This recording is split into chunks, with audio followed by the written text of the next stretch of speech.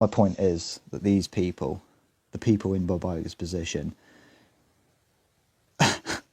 they're not creative people. They don't care about art. They care about keeping the shareholders happy, making sure the stock price goes up and up and up, and making sure the box office is good.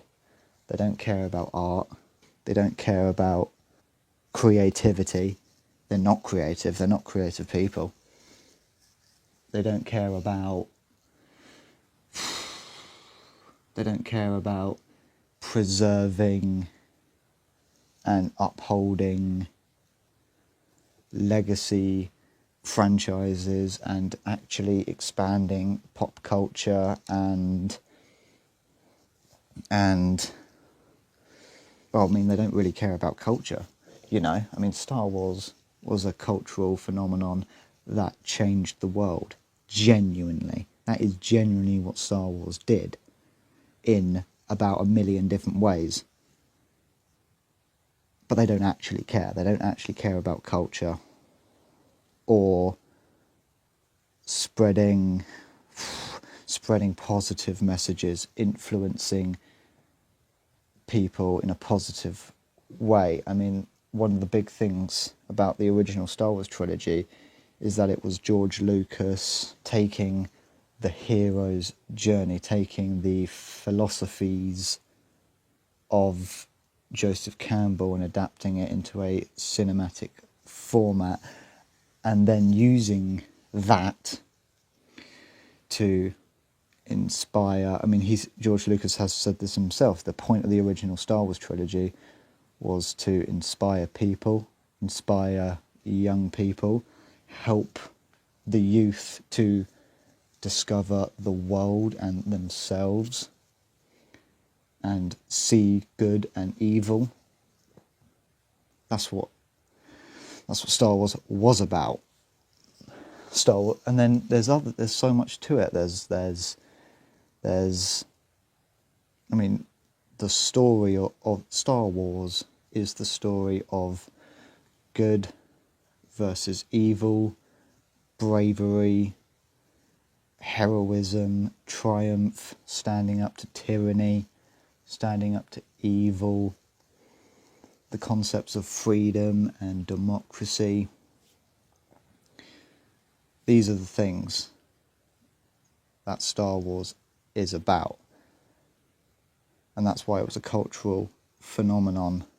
And that's why so many people have been inspired by Star Wars. I mean, Luke Skywalker is, and it's an objective fact, Luke Skywalker is the greatest, most iconic cinematic hero ever. He is the ultimate personification of the hero's journey and heroism and good triumphing over evil.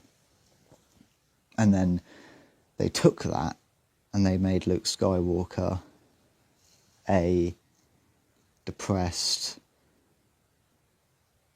pathetic, loser, coward hiding on an island. And they made Han Solo a loser, deadbeat dad who's just like running around the galaxy like a tramp, like a deadbeat, like he's a homeless guy going from bridge to sleep under. I mean, what?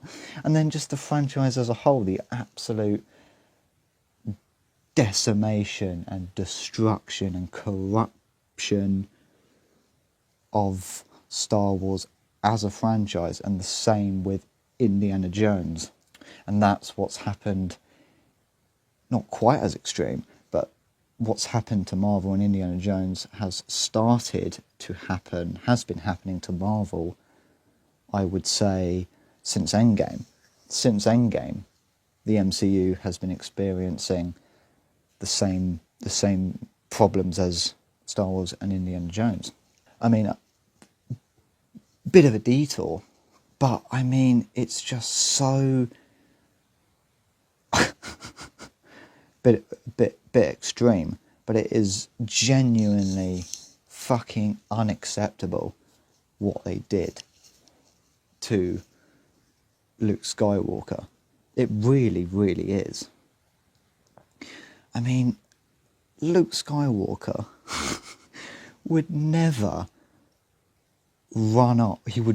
First of all, he would never try to kill his own nephew because he saw the darkness in him. I mean, the point of Luke's character is that he saw the good in Darth Vader, and he actually pulled him back to the light and defeated the Empire, defeated the Sith, and restored freedom and democracy back to the galaxy, all because he saw the good in Darth Vader, who was also his father. But then you're telling me that he sees sort of glimmers of darkness inside Ben Solo, his nephew, and his immediate reaction is to kill him in his sleep, decapitate him in his sleep. Doesn't make any fucking sense. How does that make any sense? And then Luke Skywalker fails to save his nephew from falling into the dark side, and then he runs off to a fucking island on some random planet in the corner of the galaxy. Luke Skywalker wouldn't run away from anything. Luke Skywalker wouldn't run away from anything.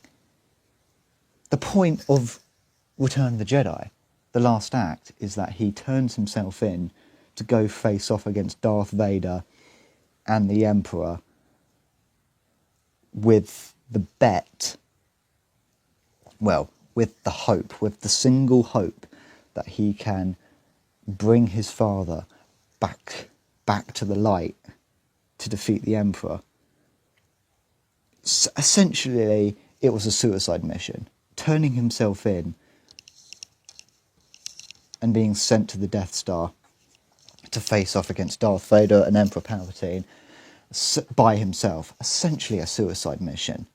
But he did it anyway because he had the hope of being able to turn his father back to the light, and he went and did it anyway, and he pulled it off, and he saves the fucking galaxy. And you're telling me that guy and the character, Luke's character in Return of the Jedi, is meant to be like 22, 23, so a 20-year-old kid goes to a planet-destroying space station to face off against the two most powerful beings in the universe by himself, and he comes out on top. And you're telling me that guy is scared of his nephew and Snoke, who's a deformed, mutated clone of fucking something. Luke Skywalker wouldn't be afraid of Luke Skywalker wouldn't be scared of anything. Complete character assassination. So, brief detour, brief rant. But that's the truth, to be honest. That is the truth. But anyway, we will be getting further developments on this particular story soon. Who Bob Iger's replacement is. Hopefully it's someone interesting. And hopefully we can have some turnaround on the mistakes that have been made in the last 10, 15 years or so, and hopefully we can get back on track. But we'll have to see. We will have to see on that. So, yeah, that is all I wanted to cover for today. So, see you later.